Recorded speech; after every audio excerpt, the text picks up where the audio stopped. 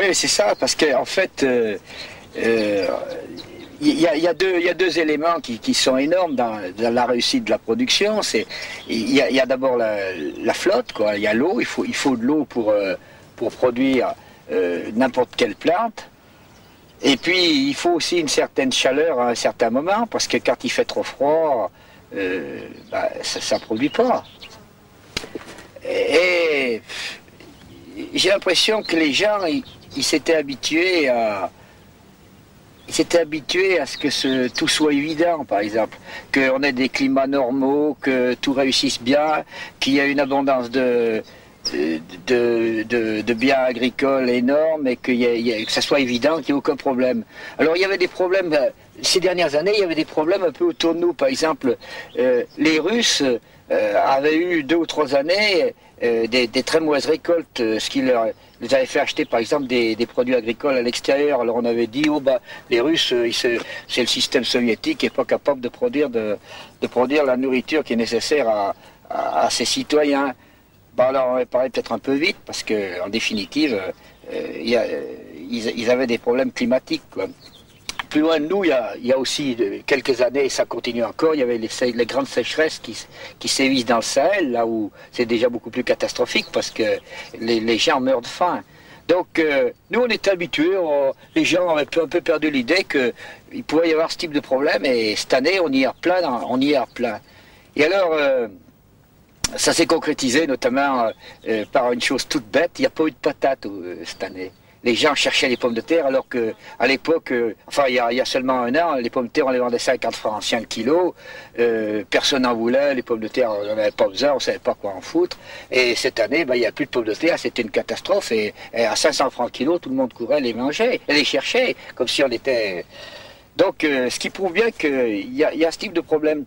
Et on nous avait habitués, les paysans comme les gens, comme les consommateurs, à ce que on nous laissait entendre et on arrivait à croire qu'on dominerait tout et qu'en intensifiant, par exemple, en mettant de l'engrais, on aurait des récoltes très abondantes, on aurait l'abondance en permanence. Et cette année, par exemple, chez nous, on a flanqué de l'engrais comme d'habitude, c'est-à-dire pas mal.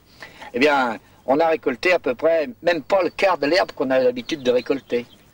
On ne sait pas exactement si ça continue, si les vaches pourront être maintenues toute l'année, etc.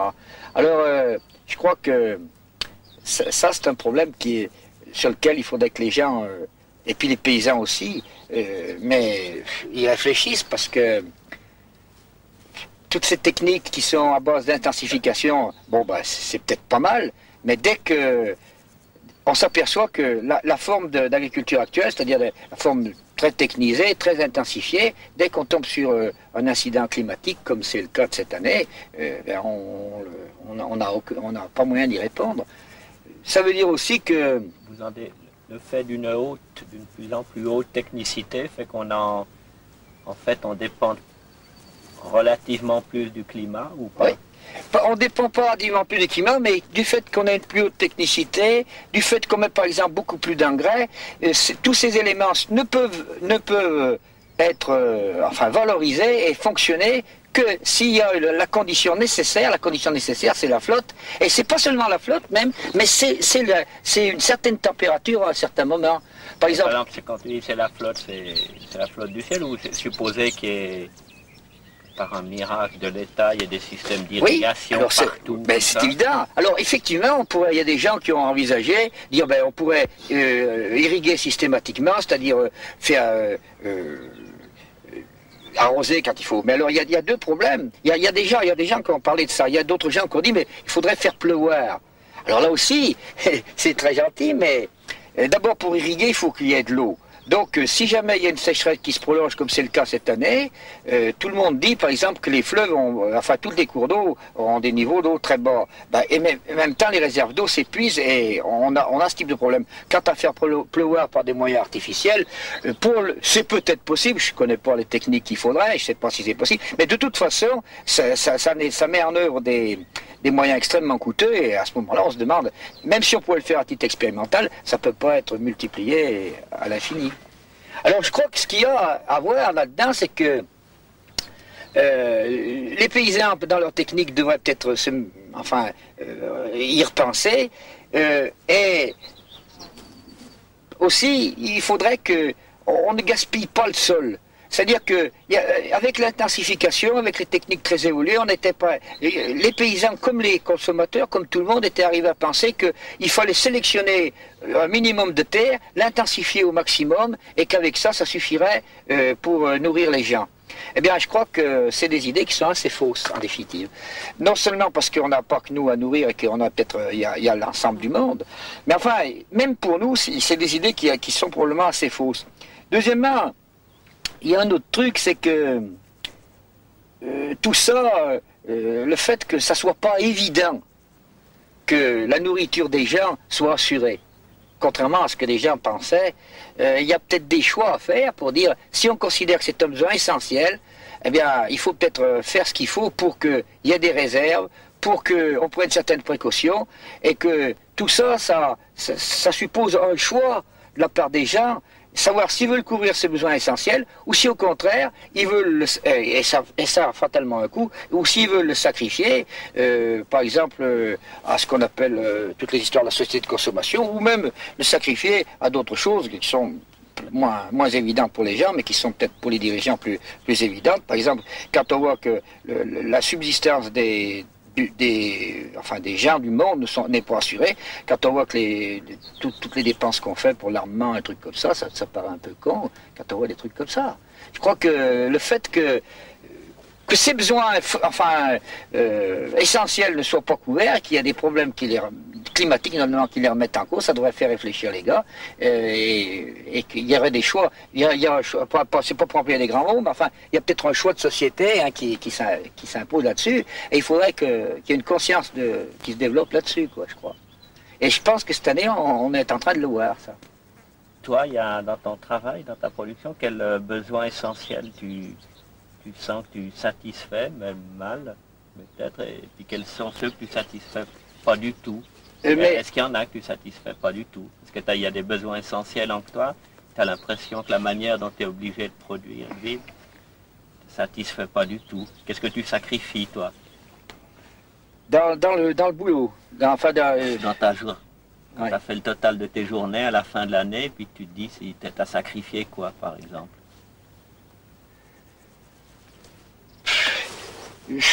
C'est difficile à dire. Tu as un sentiment de sacrifice dans ta journée? Je n'ai pas un sentiment de sacrifice, en ce sens que je ne considère pas que je fais la charité publique en me sacrifiant pour les gens et pour les nourrir, c'est pas ça. Tu as un sentiment d'esclavage un peu. Oui, c'est ça. Il y a un peu ça. Je crois que c'est assez partagé par pas mal de paysans, c'est que on a l'impression que les gens, en général, ils voient quand même pas toute la peine et puis tout le souci et puis toutes les contraintes qu'il y a à produire de la bouffe. Alors que la bouffe, c'est quand même quelque chose qui est quand même nécessaire. Les gens ont été trop habitués à l'abondance, ils ne voient pas que cette abondance, en définitive, ça passe par tout un tas de trucs. Si tu devais résumer résumer si on peut dire, si on demandait par exemple à un OS chez Renault de résumer ces 8 heures d'usine, les 3/4, ils feraient un certain type de geste, si tu veux. Exactement, oui. Est-ce que tu pourrais imager par rapport à un imaginaire, toi, par exemple, si on te demandait de résumer en geste, là, devant nous, simplement, justement, ta main plutôt et tout ça, qu'est-ce qu'ils font les multi? Est-ce qu'ils font uniquement ça ou est-ce qu'ils en font d'autres? Oui, je crois que en définitive, c'est là où il y a la grande différence entre... Je te demandais de me montrer avec ta main quel type de geste tu fais plutôt entre, je sais pas, tu as le sol, tu as le tracteur, tu as les vaches, tu as quoi, ça correspond à quoi comme type de geste? Tu peux essayer de le faire avec ta main sans avoir les objets? Ben, je suis peut-être pas très doué pour ce genre de truc, mais enfin, si on commence par exemple la journée, on va d'abord, ça va être d'abord de traire. On va traire les vaches, donc par conséquent, les vaches se présentent comme ça. On va prendre ça on va les laver la pousse, on va flanquer les manchons et on va commencer comme ça. Bon, alors ça, c'est en somme le premier truc. Puis alors après, il y a toujours dans la journée d'un paysan comme nous, d'un éleveur, il y a toujours une partie de tâche de nettoyage, il y a toujours quelques brouettes de fumée à sortir, ou bien nettoyer un couloir de porcherie, des trucs comme ça. Donc on va attraper la fourche, on va basculer ça. On va peut-être prendre même le jet pour nettoyer la salle de traite aussi, puisqu'il y aura la vaisselle laitière à faire, ça j'aurais dû le dire plus tôt. Bon, il y a ça. Ça, c'est tous les gestes qui sont liés ensemble au travail du dedans, on peut dire. Puis alors après, on va foutre le camp à travers. Alors là, suivant, on va mener le tracteur, donc on va monter sur ce tracteur, là c'est des gestes qui sont comparables à un chauffeur de camion, hein, mais qui se répètent plus parce que quand on laboure, en bout de raie, il faut changer de vitesse, il faut reculer, il faut repartir en avant. Il y a les manettes de relevage pour relever les outils, lever les charrues. Bon, ça va être comme ça. Quand on va labourer, et puis quand chez nous, on a du terrain assez dégueulasse, quoi. Il y a pas mal de rochers, on casse beaucoup de trucs. Alors, ça se trouve, on va arrêter ce boulot en somme grosso modo, de chauffeur de poids lourd, quoi.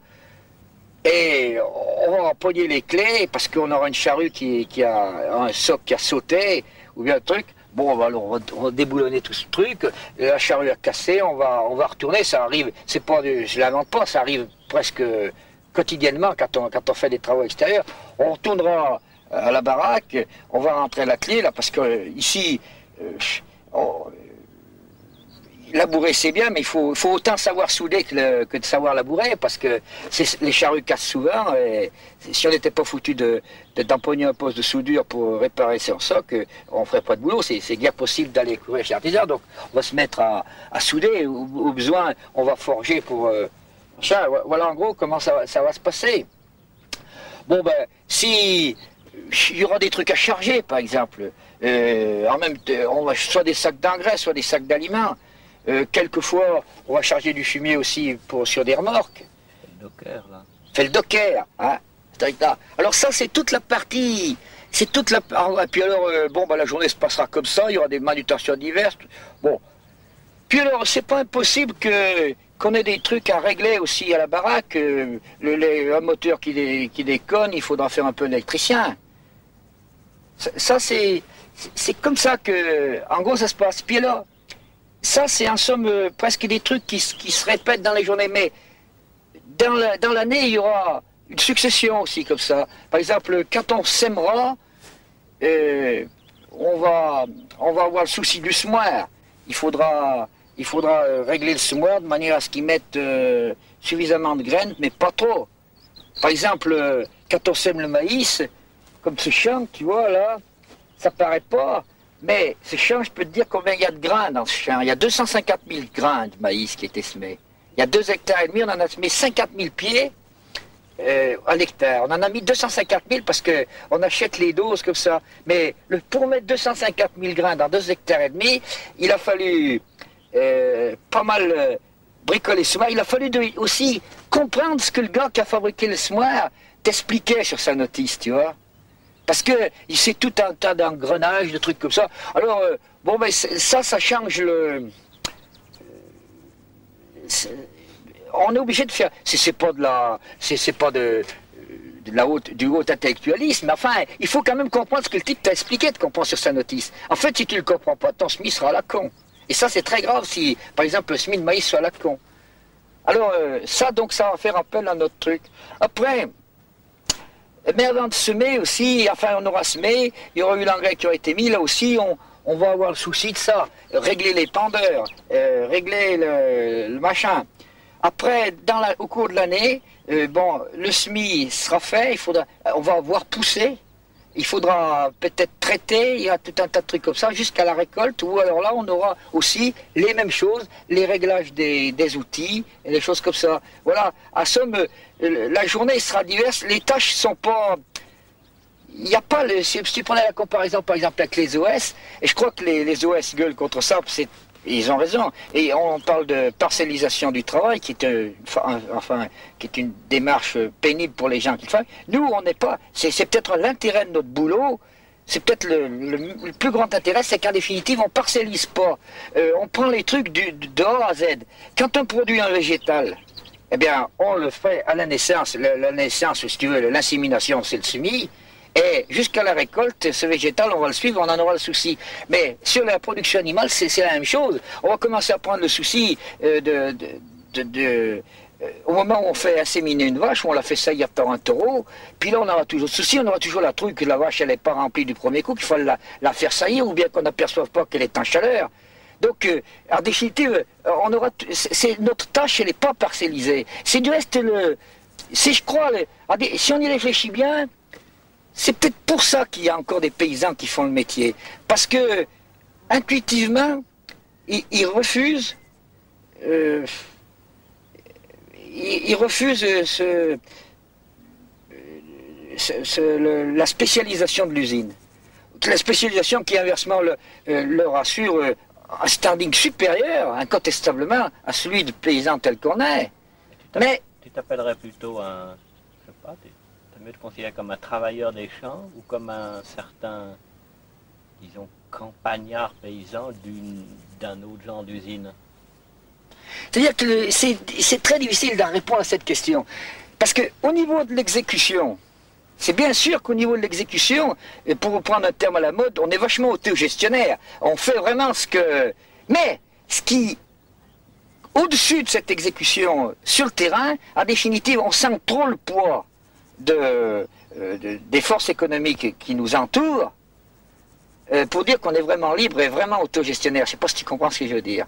Autrement dit, si tu veux, un des attraits du métier, c'est effectivement d'être, pour prendre un truc plus galvaudé, on se sent assez responsable du truc qu'on fait, on sent qu'on a un coefficient,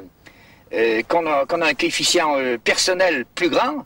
C'est un peu, pour prendre une comparaison, c'est un peu, si tu veux, l'histoire par exemple de la différence qu'il y a entre les mecs de la garde 14 et puis les mecs qui étaient au maquis. Les mecs qui étaient au maquis, ils choisissaient leur coup. Et c'était vachement sympa. Type la brigade 14, ils crevaient pour la France à Verdun en se faisant écraser. Ils n'avaient aucune... Là, nous, on choisit nos coups, mais en fait, ce qu'il y a, c'est que... Ce qui nous donne quand même le fait qu'on se sent quand même pas libre, c'est qu'on est trop dépendant, au-delà de notre exécution propre, de l'environnement économique. C'est assez difficile à expliquer, mais c'est ça. Là, on a parlé, tu as bien décrit des tas de gestes de main que tu faisais tout le long de la chaîne, un peu. Ouais. Et est-ce que il ne te semble pas qu'il y a d'autres choses que la main? Par exemple, il y a l'oreille, ce qu'on entend, et puis le regard. Ah oui. Tu n'entends pas du tout la même chose que dans une usine, et pourtant tu as l'écoute, je crois beaucoup. Oui. Et puis ton regard, en même temps, il n'est pas rivé à ce que fait ta main, où il y revient dans ce sens-là. Est-ce que tu pourrais un peu... Mais dans ton usine, justement, que fait ton...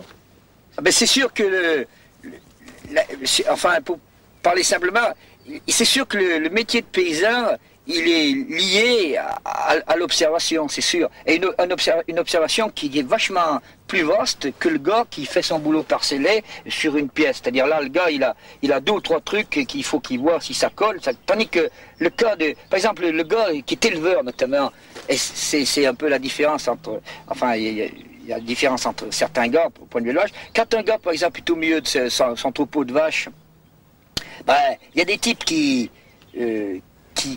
ont un meilleur œil que d'autres pour voir comment est ce troupeau, et c'est nécessaire d'avoir cet œil. Il y a des types qui ont le pif aussi, pour sentir ce que si une vache... Un troupeau qui est meilleur qu'un autre, ça veut dire quoi? Un troupeau qui est meilleur qu'un autre, ça veut dire que, là aussi, oui, aux normes actuelles, et dans le système de production dont on est, incontestablement, un troupeau qui est meilleur qu'un autre, c'est celui qui a une meilleure productivité que l'autre. C'est ça. Donc, en fait, on pourrait trouver d'autres critères de classement. Mais là, nous, on est sous le système de production et fatalement, le troupeau qui est meilleur qu'un autre, c'est le troupeau qui a une meilleure productivité. C'est-à-dire, par exemple, on pose des vaches qui font régulièrement des veaux qui sont bien foutus, des vaches qui ont plus de lait que d'autres. Voilà ce que c'est. En fait, c'est ça un troupeau qui est meilleur qu'un autre. Seulement, comme ça se passe quand même, c'est sujet à tout un tas de facteurs. Une vache qui est plus ou moins bien, une vache... Mais ne serait-ce qu'une vache qui demande les bœufs ou qui les demande pas, ça paraît con ça, mais il y a des vaches qui le montrent très peu d'aller au bœuf, de vouloir le taureau, tu vois. Et quand, comme là aussi la productivité nous pousse à utiliser des taureaux de race, donc à utiliser l'insémination, on n'est pas comme les gens... à d'avoir un taureau au milieu du troupeau, là il n'y a pas de problème, tandis que là, il faut avoir l'œil pour le voir. Donc, ça peut s'apprendre aux vaches à vouloir plus le taureau ou pas, non? Ah oui, tu peux leur apprendre, si tu leur files une bonne dose de phosphore, il y a des chances qu'elles seront bien plus chaudes que si elles sont déminéralisées ou bien... Les vitamines, le phosphore, c'est des trucs comme ça, tu les excites un peu plus, quoi, il n'y a pas de doute. Même l'avoine. Ça peut se faire, ça peut se voir. Mais c'est là où aussi précisément, où là c'est le pif et puis c'est peut-être l'œil oui, qui joue. Mais l'œil, pas sur un truc qui est... Si tu as pris la comparaison de l'ouvrier de chaîne ou l'ouvrier... Enfin, le gars, il sait qu'il a 3 ou 4 points à surveiller. Nous, c'est nettement plus large. Hein. C'est le... Je sais pas comment vous dites dans le... Mais c'est les... Il faut voir beaucoup plus. Beaucoup plus large. Mais tu te sens sur une chaîne quand même? Non, je ne me sens pas sur une chaîne au niveau de l'exécution, encore incontestablement pas. Mais je me sens sur une chaîne économique. Et c'est très emmerdant. Parce que... Voilà. Ben justement, ça c'était... Parce qu'il y a des choses après, à la fin de ta journée, peut-être à la fin du mois, quand il y a un total des journées, il y a d'autres gestes que tu fais, c'est téléphoner. Oui. Et puis ta voix qui peut-être ne parle pas toute la journée, elle dit allô le Crédit Agricole. Oui. Il y a ça, ça veut dire aussi qu'on a, qu'il faut qu'on ait un minimum de contact avec les gens et à ce moment-là, on se fait un peu chef d'entreprise, ce qui m'agace profondément parce que chef d'entreprise, mais ça m'agace, je vais te dire pourquoi ça m'agace, parce que on a gonflé les paysans avec ce truc-là en leur disant vous êtes bien mieux que les ouvriers parce que vous allez être des chefs d'entreprise. Et là, toute la phraséologie, voire toute l'idéologie de l'ordre établi et des organisations professionnelles traditionnelles, ils ont basé leur truc sur ce truc-là. Ben, ça m'agace parce qu'en fait, un chef d'entreprise, il faut qu'il ait certaines marges de manœuvre. Or, même dans les petits chefs d'entreprise en dehors de l'agriculture, c'est très rare qu'un gars continue à produire quand il ne peut pas vendre son produit au-dessus de son prix de revient. Quand on entend prix de revient, rémunération du travail, payé. Hein. Du reste, techniquement, c'est impossible, parce que comme il emploie des ouvriers, il est quand même obligé de respecter les lois sociales, et il ne peut pas descendre en dessous. Donc, il passe ou il passe pas. Tandis que pour le paysan, surtout les paysans comme nous, c'était des paysans et puis c'est le cas de 90% des paysans en France, des paysans qui sont à la fois leurs patrons et leurs ouvriers, eh bien, produire cette marge de manœuvre qu'a le chef d'entreprise classique, nous, on l'a pas. Et au contraire, on a une dépendance beaucoup plus grande vis-à-vis, encore une fois, de ce qui nous environne. Hein. Donc c'est pour ça que ça m'agace, parce qu'on n'est pas des chefs d'entreprise. Mais il faut quand même qu'on fasse les gestes du chef d'entreprise. Ne serait-ce que pour constituer, par exemple, la trésorerie, ou bien constituer les fonds qui servent à investir. Par exemple, quand on a besoin d'un tracteur, on n'a pas les ronds la plupart du temps, même on n'a jamais l'argent. En fait, il faut aller voir le Crédit Agricole, lui dire écoutez, j'ai besoin d'un tracteur, ce tracteur, il coûte 5 briques, qu'est-ce que vous pouvez me prêter, etc. Il faut, à la limite même, ça serait pas, on va pas aller au Crédit Agricole, c'est-à-dire, on est vraiment à bout du rouleau, on a des difficultés à joindre les deux bouts, tu vois, on est obligé de jouer un certain jeu de chef d'entreprise, sinon bien portant, du moins relativement prospère. Est-ce que tu aimerais mieux que ta main, quand elle fait les comptes, et elle doit avoir de la difficulté à faire les comptes après avoir semé ou des choses comme ça, c'est pas le même genre de travail, est-ce que tu aimerais mieux que ta main n'ait plus ce travail-là, ou bien qu'elle l'ait, mais qu'il soit à peu près équivalent de semer, mais à un autre endroit, parce que ça... Oui, en fait, personnellement, je crois que là aussi c'est un côté positif du de ce métier, c'est aussi de pouvoir, en somme, de faire un peu la gestion de ce métier. Donc, c'est pas désagréable, ça fait, en définitive, c'est pas désagréable. Ce qui est désagréable, c'est d'avoir toujours une gestion déséquilibrée. C'est ça qui est emmerdant. Tu comprends? En fait, c'est pas, au contraire, c'est intéressant de dire, ben voilà, cette pièce d'orge d'hiver, ça m'a coûté tant d'engrais, ça m'a coûté tant de location du terrain, ça me coûte tant de façon de labour, de moisson, etc. C'est pas du tout désagréable, c'est intéressant. Mais ce qui est emmerdant, c'est de constater que, pratiquement, souvent, et avec les difficultés actuelles depuis la crise, c'est que pratiquement les recettes n'équilibrent pas les dépenses, ou les équilibrent en définitive que parce que la rémunération du travail qui est attachée à ce travail n'est pas couverte. Voilà le problème. En fait, je crois que c'est là-dessus, on voit bien ensemble les contradictions qu'il y a dans le paysan. D'une part, l'intérêt du truc, d'autre part, pratiquement la difficulté d'équilibrer l'affaire. C'est ça qui est emmerdant, tu comprends? Hein? Comment tu crois que on parlait là, on y revient un peu parce que on parle un peu des États-Unis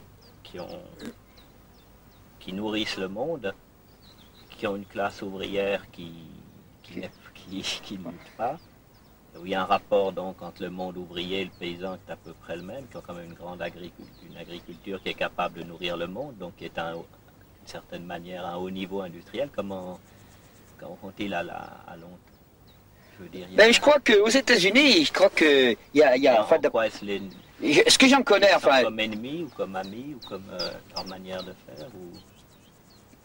Non, moi je crois, là, si le problème des États-Unis, c'est un problème qui est drôle. D'abord, je crois qu'il faut voir, c'est que les États-Unis, comme en France, il y a deux sortes de cultures. C'est pas normal qu'un seul pays nourrisse tous les autres. Oui, mais il y a deux sortes de choses, il y a deux sortes de cultures. Il y a d'une part les grands produits de végétaux, c'est-à-dire le blé, le soja, les choses comme ça, et puis il y a les productions animales qui demandent du travail. Bon, alors... pour les productions animales, comme le lait, comme même enfin les cochons, la viande en général, ils ont un échelon différent, mais ils ont des plus grosses fermes. Enfin, c'est pas tellement différent de la France. Toute production. Par contre, sur les grands produits, et c'est ce que tu fais allusion, c'est-à-dire nourrir le monde avec les grands produits, là, ils ont comme premier atout, c'est d'avoir un espace formidable. Hein? Chose qu'on n'a pas. Ce qu'on ne sait pas bien souvent, c'est que les rendements à l'hectare en France en blé, il est le double du rendement américain. Les Américains, leur grande affaire, c'est d'avoir énormément d'espace. Et de travailler sur l'espace avec des machines très puissantes, des trucs comme ça. Mais c'est pas l'intensification chose-là. Je crois que c'est ça. Et alors ensuite, du fait qu'ils ont ce grand espace, les Américains, incontestablement, ils ont voulu nourrir le monde après avoir été les gendarmes du monde. Ils ont considéré, les Américains, que, en définitive, après les échecs qu'ils ont eus, et le dernier étant le Vietnam, il fallait changer complètement le fusil d'épaule et il fallait précisément essayer de dominer le monde par la nourriture. Et ils y sont très bien arrivés ces dernières années. Il y a tout un tas de facteurs dans le monde qui font ça, mais ils le font très nettement. Donc, je crois que les Américains, ils se servent du blé, notamment du soja, et des grands produits agricoles comme d'une arme, incontestablement. Hein, ça, c'est très net. Oh. Et de sur ce plan-là, ils ont des possibilités qui sont surtout, à mon avis, liées à l'espace. Alors, justement, liées à l'espace, on revient au sol et à la propriété de l'espace, car on pourrait supposer que d'autres pays puissent louer aux États-Unis des parties de leur espace. Oui, ben alors là, je crois que les États-Unis, collectivement et individuellement, ne seraient pas d'accord pour ce chose-là, parce qu'ils ont bien vu précisément que la détention du sol, même au niveau international, et la possibilité de produire sur ce sol est une chose très importante. Hein, très importante. Du reste, on pourrait, enfin, il y a tout un tas de trucs qu'on peut dire. On peut en reparler justement, puisque toi, tu loues ton espace ici. Si tu n'étais pas forcé de louer, est-ce que tu aimerais avoir la propriété d'un sol, c'est-à-dire la propriété de ses propriétés, des propriétés du sol? Mais moi, je crois que personnellement, je suis, enfin, c'est par idée personnelle, mais je crois que le sol ne devrait pas faire l'objet de propriété. Et le travail, oui. Mais le travail, oui. Parce que le sol, s'il fait l'objet de propriété, à propos du sol, ça devient tout de suite un facteur d'agressivité entre les gens. Parce que les gens veulent détenir le sol et se battent pour détenir le sol. Parce que c'est vrai pour le sol agricole, mais c'est vrai pour le sol qui sert à bâtir les habitations ou qui sert à bâtir les routes. Alors ils se battent soit pour le garder, soit pour le surévaluer quand il s'agit de le vendre. Hein. C'est le même type de bagarre. Hein. Toi, tu loues combien et quelle quantité de sol? Moi, au GAEC, on exploite un peu moins de 70 hectares de surface, ce qu'on appelle surface utile, c'est-à-dire qu'on peut travailler. Et alors, ça se loue à peu près ici, à peu près 20 000 anciens francs l'hectare. Voilà. Hein. Mais dans la mesure, par exemple, où je loue ça et qu'il n'y a pas de difficulté pour l'avoir, je ne proteste pas contre le prix de 20 000 francs l'hectare. C'est un prix qui peut parfaitement se défendre. Mais ce qu'il y a, c'est que du fait de la propriété, je ne prends pas d'exemple personnel, je n'ai pas d'exemple personnel à donner, mais on voit par exemple des gens qui étaient fermiers d'un sol, et le propriétaire décide, parce qu'il est propriétaire, soit de reprendre ce sol, soit de le louer à un autre. Ou quelquefois de le reprendre pour maintenant, quelquefois même pour le stériliser. Autrement dit, le travailleur se trouve, par ce fait-là, licencié exactement comme si on fermait l'usine. Et dernièrement, là, enfin, il y a 2 mois, c'était au mois de mars, on a participé, enfin les copains ont participé à une action où un gars qui était industriel et qui avait une propriété qu'il avait l'habitude de louer. Et puis, donc, ça faisait pour un travailleur, pour un paysan qui travaillait, qui louait ce sol. Le gars a pris l'idée de garder ce sol pour lui, alors qu'il n'en avait pas besoin, pour y mettre des chevaux. Ça lui veut dire, il a exercé son droit de propriété, au niveau des lois, il n'y a rien à dire. Les lois actuelles lui donnent tout à fait le droit. Alors, il y a eu une action, le type avait refoutu son terrain en prêt. L'action des paysans consistait à le labourer. C'est une action sauvage, mais qui ne règle rien. C'est des actions ponctuelles, c'est plutôt des actions qui sont faites pour sensibiliser la conscience des gens sur ce problème de la propriété individuelle du sol. Mais la propriété collective pourrait présenter à la limite les mêmes emmerdements. Parce qu'il suffirait qu'une collectivité, quelle qu'elle soit, qui agisse comme un individu, pour s'approprier le sol ou pour en définitive avoir un pouvoir exorbitant qui est lié au sol, et on aurait le même type d'emmerdement. Parce que je crois que les problèmes fonciers en général, que ce soit les sols agricoles, mais que ce soit tous les sols, et encore il faut considérer une chose, c'est que il y a des concurrences entre les sols maintenant. Parce que le sol urbain, ou le sol d'usine, ou le sol d'infrastructure, est en concurrence avec le sol agricole. Il faut voir tout le bordel qu'il y a quand, par exemple, on veut faire passer une autoroute, et que ça fout en l'air un certain nombre d'exploitations agricoles. Les gars, il y a des problèmes très, très, très graves là-dessus, donc il y a des concurrences qui se passent. Hein.